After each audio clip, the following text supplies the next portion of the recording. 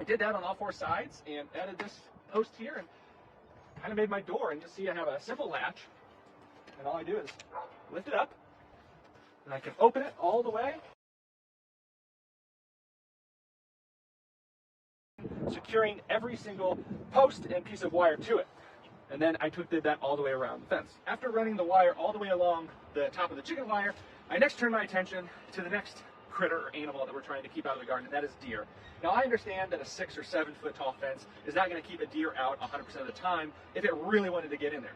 If I really had a ton of deer pressure, I could always extend from the top and run another foot or 18 inches of wire running along the top. But as the bulk of the protection, I feel like these 3 wires, and again, this is that 17 gauge steel wire that I have running along, and these are at I think at 12 inches and 18 inches. So I didn't want anything to be able to just crawl in, and I didn't want anything to be able to jump in here. And so again, if we have any issues jumping over, we can always address it. But also, if you can see in the background there, we have different pots and different plants growing along the edges. And so what I've heard, and I've talked to a bunch of people about it, is that if the deer don't have a clear landing spot, then they're probably not going to be jumping into your garden area. And so that's the big thing. I am keeping them, making sure it's not easy for them to jump, and then also not giving them a clear landing spot.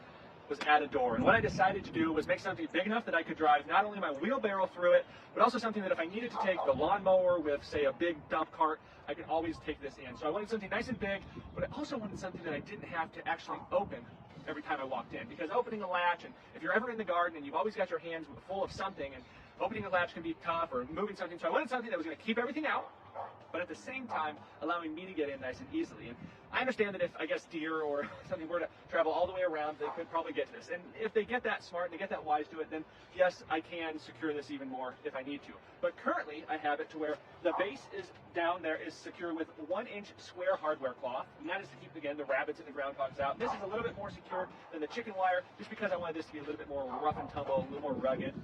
And then I just made a barn door. I didn't really follow any patterns. I knew I needed to make a nice square and then sturdy it with my triangle posts there, or my 90-degree boards. And I did that on all four sides and added this post here and kind of made my door. And just see I have a simple latch, and all I do is lift it up, and I can open it all the way. And then in here, I just have a simple barn door latches. You can get those at most hardware stores. I think I actually picked these up at Tractor Supply. I think you can get them on Amazon. They're just a hinge, and that's pretty much what this is too. It's really just kind of finding a good purpose for it. And so the door is also nice because if I needed to, for whatever reason, take it off, I can just lift it off these hinges and it comes off easily. But for now, and it's been up for 6 months now, all I need to do is close it like that. And here's the best part. You heard me talk about not wanting to open it every time I need to. If you're someone who has any bit of flexibility, or you might, if you're worried about tripping or falling, then don't do this. But for me, all I do is I get in and out. And Dr. Miller does it, and it's very easy. And so if I have my hands full, I can just get in and out of the garden pretty simply. But if I need to take a wheelbarrow through, I can pull this up, and we're open. And so that is how I put the door on. That is how I built the garden fence. I hope you found today's video helpful. If you have any further questions about the fence, please leave them below. I'd love to answer them. And if you're thinking of putting one up, I'm cheering you on because I have found it to be really helpful.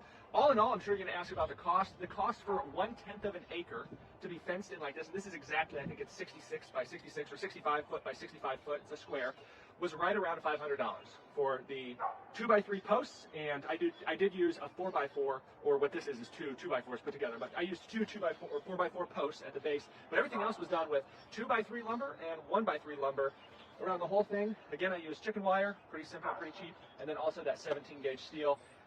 And it turned out great. It's been very useful. It's been up for about 6 months. We've had hurricane-like winds, 50+ miles per hour. It's held up fine.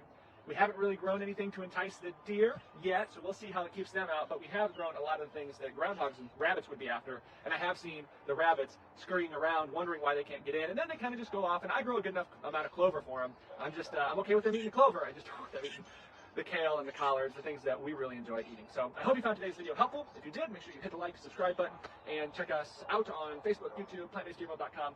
Really anywhere anything is done. And hopefully we'll see you in another video very soon. See ya.